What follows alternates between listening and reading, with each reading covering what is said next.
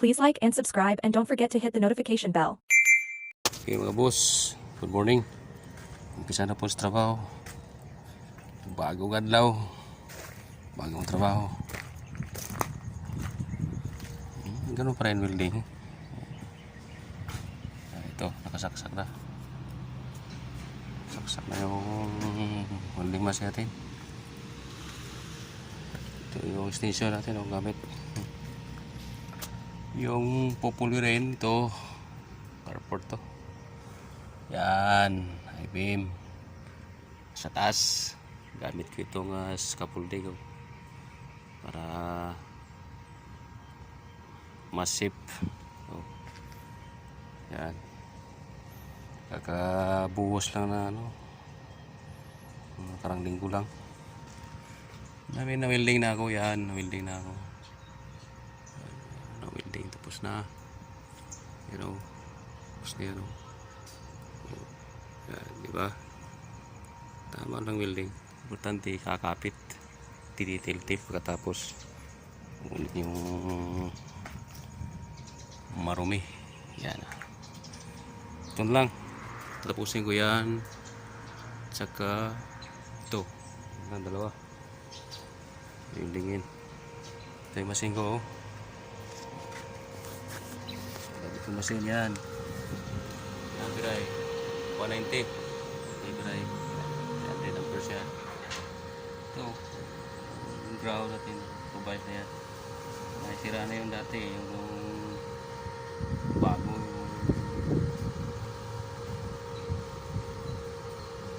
Sabay na pagbili. Sira na yung ito na ginawa ko. Yan. Nakayanan. Ang importante magana. Sabihin kaya niya dalhin yung init. Yeah. Ito pa rin guma yung tali yung ulit. Welding ko beam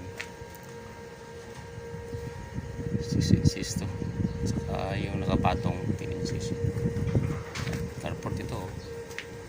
Yan nakabang na electrical wire hose. Hindi sa plumbing pala ito. Ito naman yung transport siya yan. Ako pa rin mag-isa, walang kasama. Yan, babanatan. Importante masaya tayo sa gawaan. Windig na ako. Mamaya, pag mayari, dalawa lang naman ito. Mayari yan mamaya. Saka ito. Mayari ko yan. Magsisigsag na naman. Yan. Sigsag. Ito ibig sabihin ito. Yan. Nagawa tayo ito kasi kailangan ito siya para sa pile ng lublag. Antidikit yan. Bubusan ito. May distansya yan dito. Dito ang distansya ng bubusan dito. Kaya ng lublag.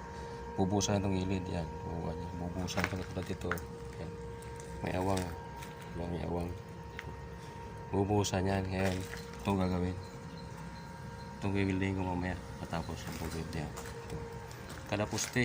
Meron yan. Pwede mo wala yan. Kasi kakapit yung halo yan. Yan, diba? Yan, yan.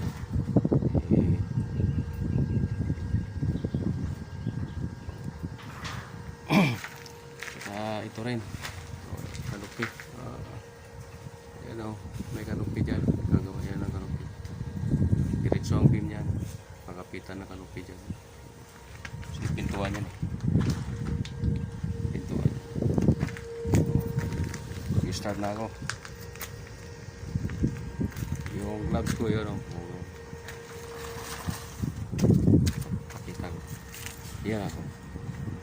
Diba? Papalitan ko yan pagka may pira uli.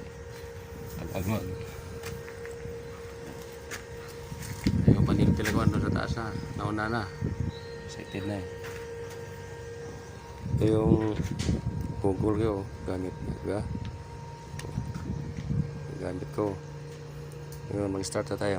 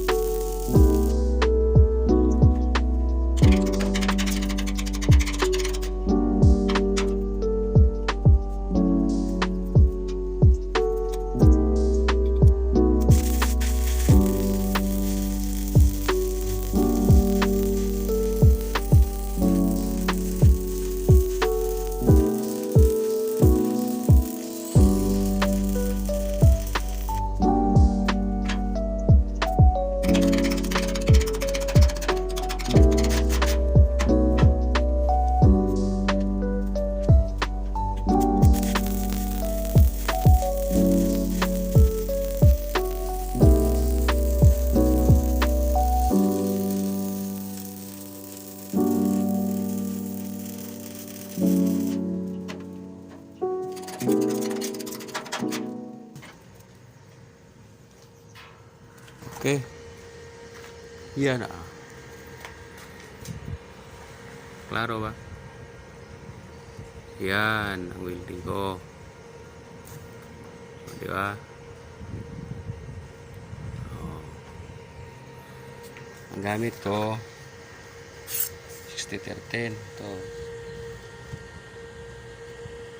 To, sander. To. 60-13 ang gamit. Yan. 60-13 gamit ko. Tapos 3.2 pula. Pula dyan.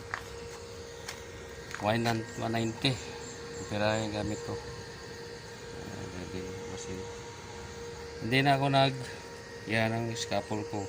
Nag-share naman yan. Isang ano na naman yan. Kaya hindi ako gumamit ng harness, full body harness, dahil wala namang 1.8 pwede gumamit ng 1.8 full body harness eh. Kaya may 1.5 na yata yan. Okay, kita na building ko yan. Mamaya akan din yan. I-try ko yan. Hindi na ako nagdala ng ito dahil nga sa gabal, kaya ginawa ko dito na sa katawan ko. Yun o. Ilagay. Ito naman dito, bahay-bahay welding na ito. Sa bahay-bahay lang, kontrata sa bahay. Kaya walang maraming QC. QC muna, sarili muna, foreman. Titingnan. Ang importante niya makapit yung welding. Natunaw ng maayos, kumapit ng maayos, nilinisan para makita kung talagang na welding ba na ayos yan. Mahirap kasi dayain yung welding. Bahay ito. Kailangan ng welding matibay. Lalo na ito, puro ito I-beam magamit. Nakasalalay sa welder yan. Abilidad ng welder. Nakakapit ng maayos yung welding. May importante dyan, natunaw mo na maayos, kumapit, mag-penetrate siya. Okay, safe yung bahay. Kulang lang sa PPE. Wala na ako sa PPE dahil wala eh. Yan lang ang inabot eh. Yan lang gloves kong gamit yan. Butas mo nga. So nakakapira pa yan. Hindi lang mapasukan ng baga yan sa loob. Okay pa yan. Pag napasukan ng baga, papalitan na yan. Hindi sunog yung kamay natin. O, diba? Ayan, sa tubig ko. Mag-isa yan tubig. Container.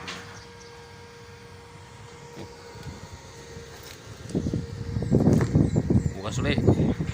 Kaya hindi ko nila sample yan. Bukas. Sana naman, hindi naman tayo uli. Okay?